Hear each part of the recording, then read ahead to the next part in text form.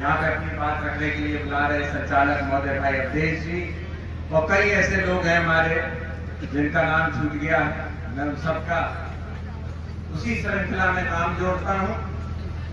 और उससे ज्यादा आज जो साइकिल यात्रा थी, जिसमें आप सब लोग सुबह से आए, पहले तो इस समय खेतों में भी काम है, काफी काम चल रहा है, सब चीजें, उसके बावजूद आप लोग सारी चीज छोड़ के पूरे दिल से यहाँ बैठे हो।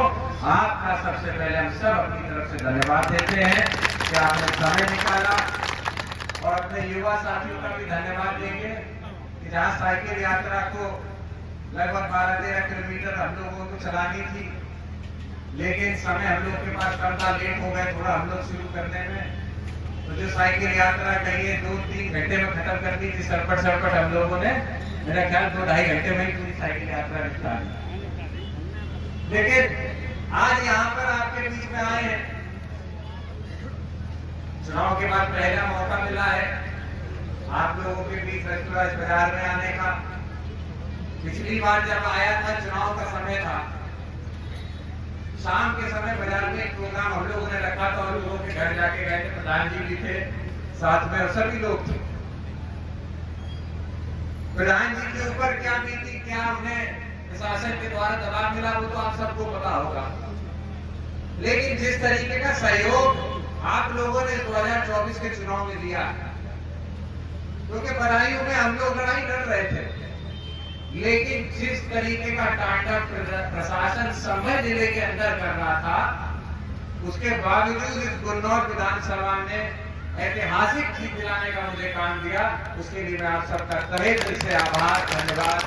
पार्टी की तरफ से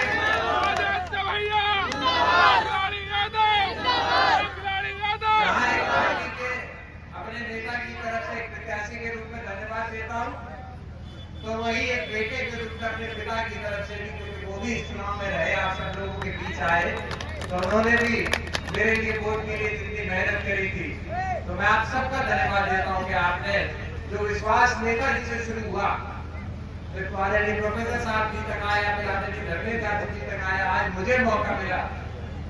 और मुझे खुद में गर्व होता है जब लोकसभा में कोई पूछता है कि आप कहां से सांसद हैं, तो वहां जहां तो ये कहना चाहिए कि हम बदायूं से सांसद हैं, वहां हम जरूर ये बात को कहते हैं कि जिस सीट में नेताजी को रिकॉर्ड वोटों से जिताने का काम किया, और वहां के तो इतिहास रचाया आप लोगों ने, इतिहास बनाया। लेकिन आज जिन विषम परिस्थितियों में ये प्रदेश, ये देश है, ये आप सबने देखा। जब मुख्य अतिथि के रूप में किसी कार्यक्रम में जाओ, तो एक बड़ा दिक्कत होती है कि सबसे आखिरी वक्ता आप हो जाते हो बोलने के लिए। तो जो लिस्ट बना के लाते हैं पॉइंटों की, इस पॉइंट को बोलेंगे, इस पॉइंट को बोलेंगे, दो, तीन करके सब पॉइंट लेते चले जाते, फिर आखिरी वाले के पास कुछ भी नहीं रह जाता बोलने। अब हम संविधान पे बोलना चाहते थे, तो संतोष भाई ने संविधान को बहुत अच्छे से बताया, लेकिन बहुत अच्छे से बताया। ये चीजें सुनने वाली हैं। आप सब वो लोग हो जो इतिहास भारतीय जनता पार्टी समय समय पे मिटाना चाहती। याद रखना, हमारे देश का वो इतिहास है जिसमें गंगा जमनी तहजीब, हिंदू मुस्लिम भाई भाई, ये सारी बातें बनी रही है।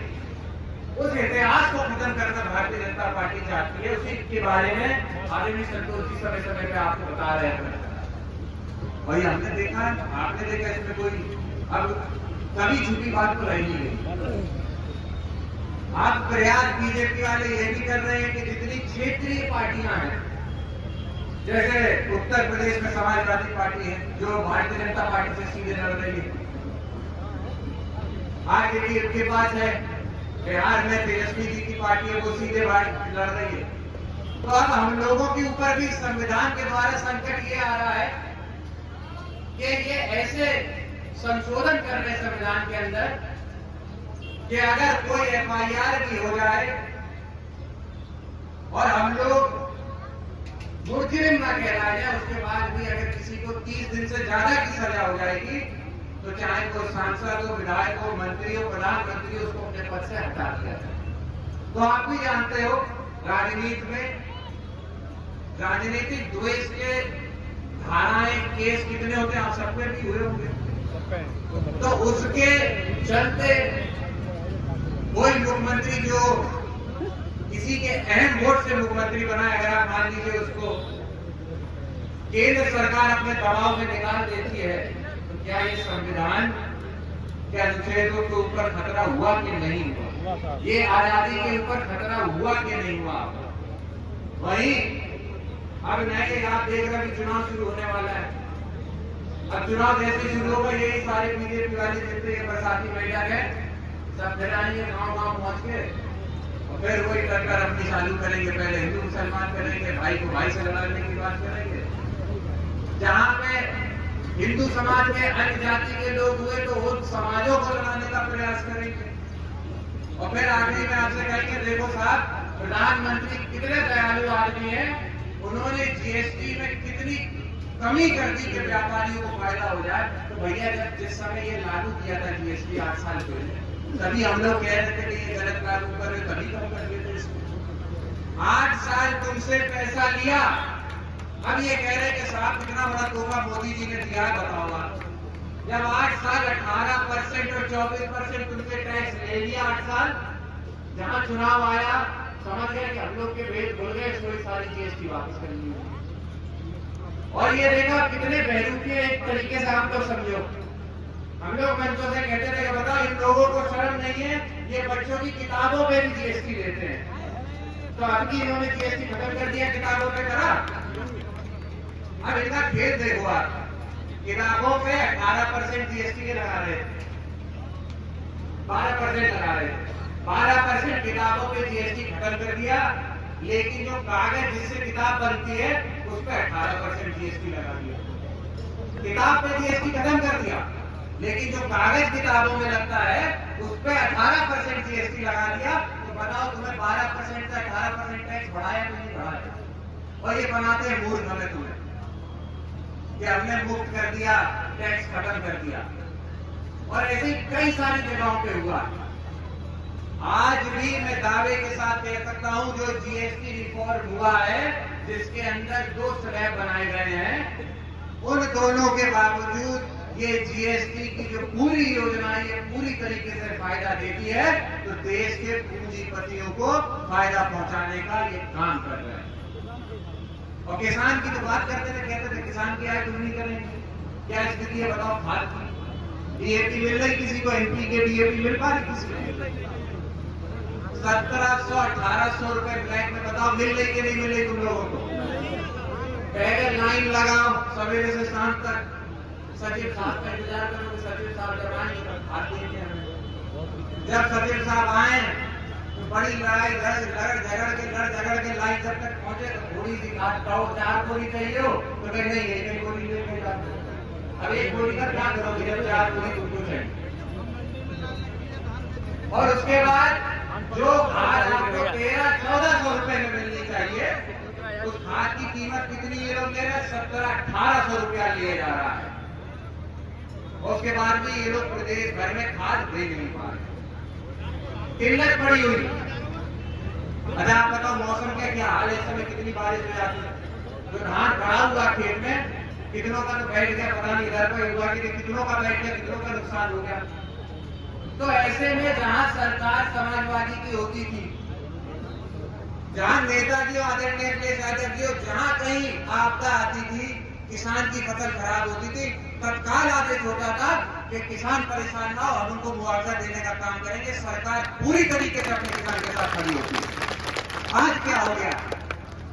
इतनी बड़ी बड़ी आपदा आ जाती है तो भी कोई पूछा नहीं जाता। कोरोना जैसी बड़ी आपदा आई, हजारों आदमी मर गया उसके अंदर, लेकिन सरकार ने एक चवन भी उन परिवारों को नहीं दी। उनको पैसा तो देना, मुआवजा देना तो छोड़िए, ये तक नहीं माना कि हमारी भाई कोरोना में कोई लोग कोविड से मर गए, ये तक नहीं माना। और यहाँ हम सब आप बैठे होंगे, आज पड़ोस का कोई ना कोई, सबने अपने जानने में, रिश्तेदारी में, यार मित्रों में कोई ना कोई अपना सबने खोया कोरोना के अंदर। ना ऑक्सीजन मिला तो उससे खोया, कोविड हो गया, दवा नहीं मिली। और उसके बाद जब वैक्सीन लाए तो वैक्सीन लगाए, तो वैक्सीन का जब कार्ड दिया तो उसमें फोटो किसकी सचिव को लगाई? मोदी जी की फोटो लगाई। तो प्रचार सब चीज का करें, तो हम तो ये भी कहते हैं कि अगर प्रचार करना है तो जो लोगों ने कोविड में अपनी जान खोई, जो लोग कुंभ नहाने गए थे और वहां पे दब के मर गए, उनके डेथ सर्टिफिकेट पे भी देश के प्रधानमंत्री को अपनी फोटो लगानी चाहिए, बताना चाहिए कि ये हमारी गलती से लोगों ने अपनी जान खोई, बताना चाहिए। कौन जिम्मेदारी लेगा इसमें? हजारों आदमी मर जाता है, लोग मर जाते हैं, आज भी लापता है। उनके परिवार इलाहाबाद में घूम के ढूंढ रहे हैं, फोटो लेके अपने परिवार जनों की। कोई साहब आपने देखा, किसी को नहीं पता चल रहा कहां चला गया उनका परिवार का सदस्य। धर्म के नाम पे, जाति के नाम पे आदमी को फेरे दे रहे, जो समझ में आ रहा उसको जो बता रहे सो बताई दे रहे, जो बता। आदमी बताओ वहां भीड़ में मर के डर गया, धर्म गुरु कहते हैं कि चलो भाई उन्हें तो स्वर्ग मिल गया, वो तो स्वर्ग चाहिए था तो तुम भी चले जाते उनके पीछे। स्वर्ग, हाँ बताइए, इतना संवेदनशील मामला, संवेदनहीन हो चुके हैं ये लोग कि आपको जिस हजारों लाखों आदमी आपको गुरु मानता है, बाबा धर्म मानता है आपको, कि आपके मुंह से जो बात निकलेगी वो पत्थर की लगी होगी। आप बताइए ऐसी बात कहते हैं तो स्वर्ग चले जाएंगे,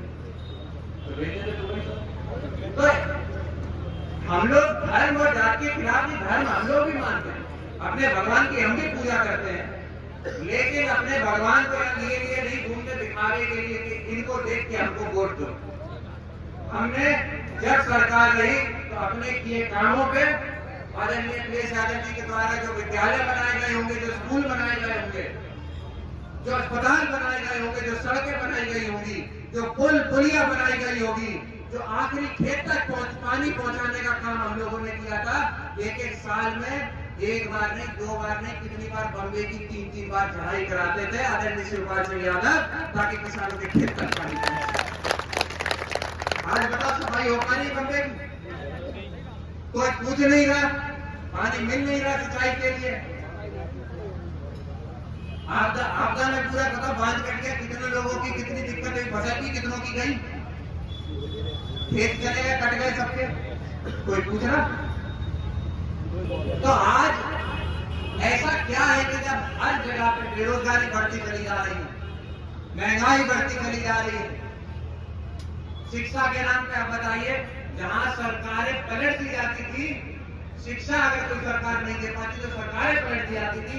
और ऐसी सरकार जो हमारे आपके बच्चों के भविष्य के लिए जो स्कूल बंद बने हैं उनको बंद करने का काम तो नहीं, बताओ तो भी कैसे सत्ता में बैठे? ये सिर्फ बेईमानी से बैठे, और अब की इनकी बेईमानी भी पकड़ ली गई।